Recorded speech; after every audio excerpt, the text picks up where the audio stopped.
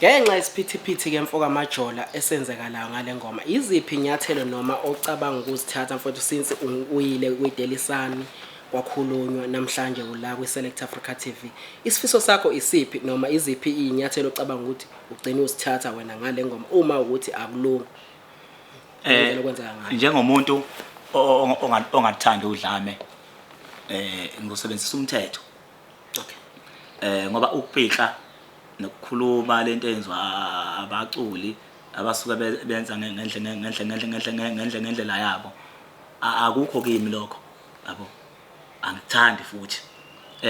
Uma ngabe yena engakwazi ukusuka lapha khona eze kimi noma angifonele azehlise siyikhulume lento njengabafana izophela. Kodwa uma esakhombisa ukuthi njengoba ethi nje akangazi right engangazi, kodwa bakhona abazongenza ngazi. Engisho ukuthi ke uma ngase yena azehlise angihlosele utho lubi ngaye ngoba umculo naye uyasebenza. Kodwa uma ngase yena azehlise cause le ngoma ngayibhala yabo, angiyibuthanga emvalelweni nje bethi noma yomvalelwa ngakubo baya create. So ngizoyithatha inyathelo serious yabo ngomsebenzi wami uma ngabe ebhayiza njobe ebhayiza. Yeah.